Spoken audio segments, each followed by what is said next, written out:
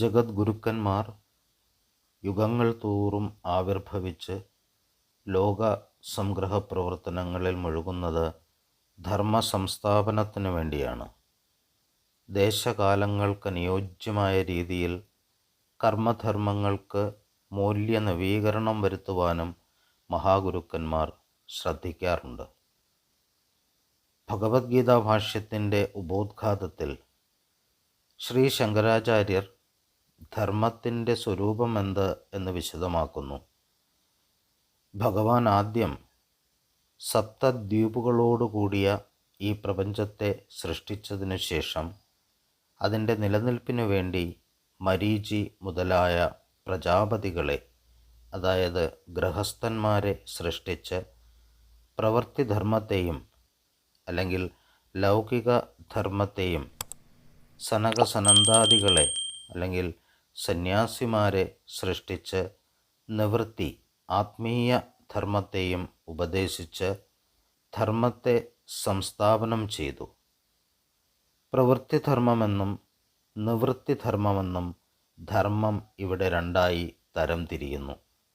അതായത് ഗൃഹസ്ഥൻ്റെ ധർമ്മവും സന്യാസിയുടെ ധർമ്മവും അല്ലെങ്കിൽ ലൗകിക ധർമ്മവും ആത്മീയ ധർമ്മവും.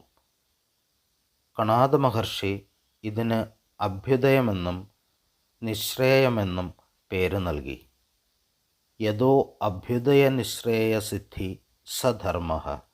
യാതൊന്നാണോ അഭ്യുദയത്തിനും നിശ്രേയസത്തിനും കാരണമായിരിക്കുന്നത് അതാണ് ഉത്തമമായ ധർമ്മം. ജനതയുടെ ഭൗതികവും ആത്മീയവുമായ പുരോഗതിയുടെ അടിസ്ഥാനശിലയാണ് ധർമ്മം. ഇതുപോലൊരു കൃത്യം ഗുരുദേവനിലും നമുക്ക് ദർശിക്കാവുന്നതാണ്. അവിടുന്ന് ധർമ്മത്തിൻ്റെ മൂല്യം ഒട്ടും ചോർന്നു പോകാതെ സമഗ്രമായി സമ്പൂർണമായി ഭൗതികവും ആത്മീയവുമായ ധർമ്മത്തെ സംസ്ഥാപനം ചെയ്തിരിക്കുന്നു. ശ്രീനാരായണ ധർമ്മ പരിപാലന യോഗം, ശ്രീനാരായണ ധർമ്മസംഘം, ഗുരുധർമ്മ പ്രചാരണ സഭ തുടങ്ങി ഗുരുദേവനുമായി ബന്ധമുള്ള പ്രധാനപ്പെട്ട എല്ലാ പ്രസ്ഥാനങ്ങളുടെയും നടുനായകത്വം വഹിക്കുന്നത് ധർമ്മമാണ്. അഭ്യുദയ നിശ്രേയസധർമ്മങ്ങളുടെ സമഞ്ജസമായ സമന്വയം ഗുരുദേവ ദർശനത്തിൻ്റെ മുഖമുദ്രയാണ്. 1903 ശ്രീനാരായണ ധർമ്മ പരിപാലന യോഗം സ്ഥാപിതമാകുമ്പോൾ ധർമ്മത്തിൻ്റെ അഭ്യുദയപരമായ ഭാഗത്തിനാണ് ഗുരുദേവൻ ഊന്നൽ നൽകിയത്. ലൗകികമായ, അതായത് വിദ്യാഭ്യാസ, സാമ്പത്തിക, സാംസ്കാരിക, സാമുദായിക വളർച്ച, സ്വർഗപ്രാപ്തി വരെയുള്ള ഉത്കർഷം അഭ്യുദയപരമാണ്. SNDP യോഗ സ്ഥാപനത്തോടെ അതു സാധിച്ചു. ഇനി നിശ്രേയസധർമ്മത്തെ സ്ഥാപിക്കണം. അതിനുവേണ്ടി സ്വന്തം ജീവിത സായാഹ്നത്തിൽ അവിടുന്ന് കാരുണ്യപൂർവം രൂപവത്കരിച്ച മഹാപ്രസ്ഥാനമാണ് ശ്രീനാരായണ ധർമ്മസംഘം. 1928 ജനുവരി 8, 10 തീയതികളിൽ തൃശ്ശൂരിലെ കൂർക്കഞ്ചേരി അദ്വൈതാശ്രമത്തിൽ വച്ചാണ് അത് സംഭവിച്ചത്. അന്ന് സന്യാസ ശിഷ്യന്മാരെ ചേർത്ത് സ്ഥാപിച്ച ആ മഹാപ്രസ്ഥാനം ഇന്ന് മുഴുവൻ ശ്രീനാരായണ പ്രസ്ഥാനങ്ങളുടെയും കേന്ദ്രബിന്ദുവായി യശോരാശി ചൊരിഞ്ഞ് പ്രകാശിക്കുന്ന മഹാപ്രസ്ഥാനമായി സ്ഥിതി ചെയ്യുന്നു. ഗുരുവിൻ്റെ ധർമ്മസംസ്ഥാപനം, യോഗത്തിൻ്റെയും സംഘത്തിൻ്റെയും സ്ഥാപനം മാനവ പുരോഗതിക്ക് വേണ്ടിയാണ്. ഭൗതികവും ആത്മീയവുമായ സമഗ്ര പുരോഗതിക്ക് വേണ്ടിയാണ് പ്രസ്ഥാനത്തിൻ്റെ സംസ്ഥാപനം. ഗുരുദേവനിലെ വിശ്വമാനവികത നമുക്കിവിടെയും കണ്ടെത്താൻ സാധിക്കും. SNDP യോഗ സ്ഥാപനത്തിനു ശേഷം ജീവിത സായാഹ്ന വേളയിലാണ് സന്യാസി സംഘം ഗുരു സ്ഥാപിച്ചത്. അതിന് പല വൈതരണികളെയും തരണം ചെയ്യേണ്ടതായി വന്നിട്ടുണ്ട്. സന്യാസസംഘ സ്ഥാപനത്തിൽ തികച്ചും നിശ്ചയദാർഢ്യത്തോടുകൂടി ഗുരു നിലകൊണ്ടതായി കാണുന്നു. ജാതിമത ഭേദചിന്തകൾക്ക് അതീതമായി സർവസംഘ പരിത്യാഗികളായ സന്യാസിമാർക്ക് പ്രവർത്തിക്കാനാകും എന്ന് ഗുരു കണ്ടിരുന്നു. ജാതിനീതി കുലഗോത്ര ദുരകം ബ്രഹ്മതത്വമസി ഭാവയാത്മനി എന്നതാണ് സന്യാസിയുടെ ആദർശം. അതിനാൽ സന്യാസിയെ ചേർത്ത് ഒരു സംഘമായാൽ ഗുരുവിൻ്റെ ഏകലോക ദർശനം, അതായത് വിശ്വമാനവിക തത്വദർശനം സാക്ഷാത്കരിക്കാനാകും എന്ന് ഗുരു കണ്ടിരിക്കണം. 1916 കുമാരനാശാൻ എഴുതിയ ഗുരുദേവൻ്റെ സംക്ഷിപ്തമായ ചരിത്രത്തിൽ ഇക്കാര്യം സൂചിതമായിട്ടുണ്ട്.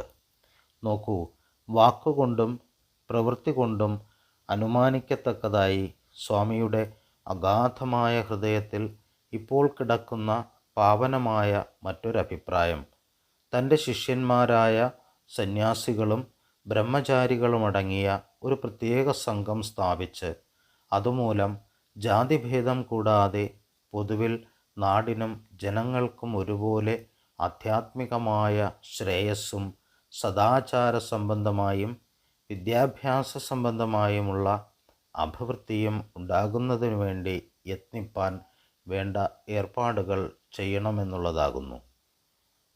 ഇതിനു മുമ്പ് 1909 ഗുരുദേവൻ ശിഷ്യസഞ്ചയത്തിനു നൽകിയ ഒരു ജന്മദിന സന്ദേശത്തിൽ വാസനയുള്ള യുവാക്കളെ തിരഞ്ഞെടുത്ത് ബ്രഹ്മചാരികളായി സ്വീകരിച്ച് പഠിപ്പിച്ച് അവരിൽ പഠിപ്പും യോഗ്യതയുമുള്ളവർക്ക് സന്യാസം നൽകി പരോപകാരാർത്ഥം പ്രയത്നിക്കുവാൻ വിട്ടയക്കുകയും ചെയ്യുക എന്ന് ഉദ്ബോധിപ്പിച്ചിരിക്കുന്നു.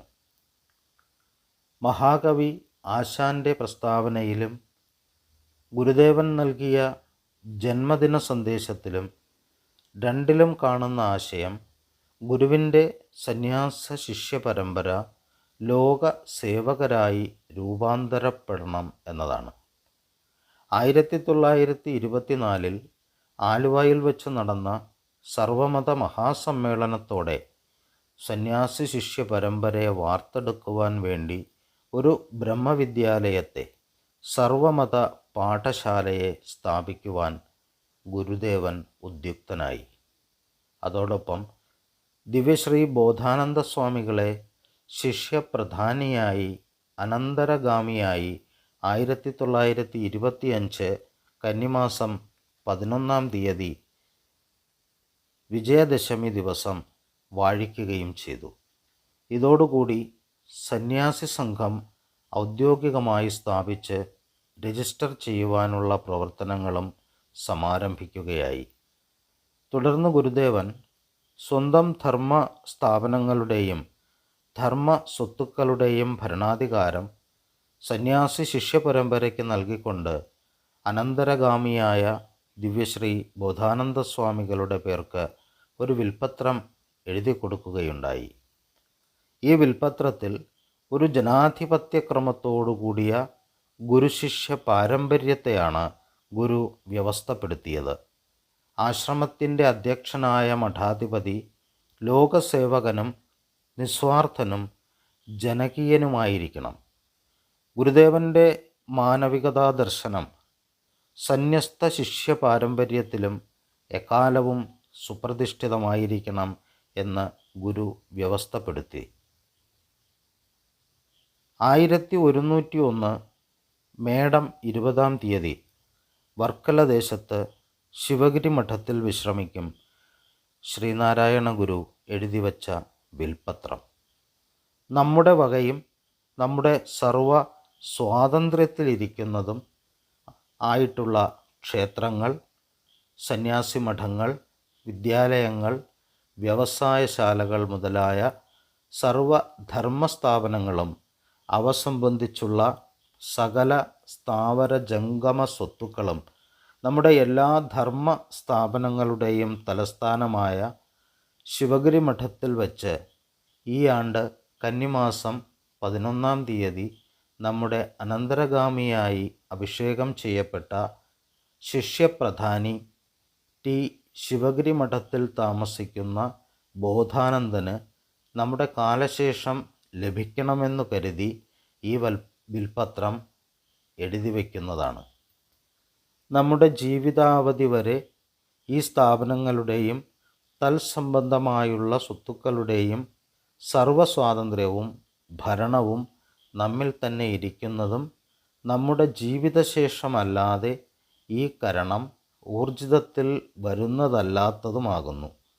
ഈ കരണത്തെ ഏതാനുമോ മുഴുവനുമോ ഭേദപ്പെടുത്തേണ്ടതായി വന്നാൽ അപ്രകാരം പ്രവർത്തിക്കുന്നതിന് നമുക്ക് അധികാരമുണ്ട്. നമ്മുടെ ജീവിതാവധി കഴികെ മേൽപ്പറഞ്ഞ ധർമ്മസ്ഥാപനങ്ങളും അതു സംബന്ധമായുള്ള സകല സ്ഥാവര ജംഗമ സ്വത്തുക്കളും ഇനി നമ്മുടെ വകയായി ഉണ്ടാകുന്ന സർവസ്വത്തുക്കളും ടി ബോധാനന്ദൻ കൈവശം വെച്ച് ഭരണം നടത്തിക്കൊള്ളേണ്ടതും ബോധാനന്ദൻ്റെ ജീവിതശേഷം ഈ സ്ഥാപനങ്ങളുടെയും സ്വത്തുക്കളുടെയും പിന്തുടർച്ചാവകാശം നമ്മുടെ ശിഷ്യപരമ്പരയായ സന്യാസിമാരുടെ ഭൂരിപക്ഷ അഭിപ്രായപ്രകാരം അവരിൽ നിന്നു തിരഞ്ഞെടുക്കുന്ന ഒരു സന്യാസിക്കായിരിക്കുന്നതും ഇതിൻവണ്ണം ഈ അവകാശം ശിഷ്യപരമ്പരയാ നിലനിൽക്കുന്നതും ആണ്.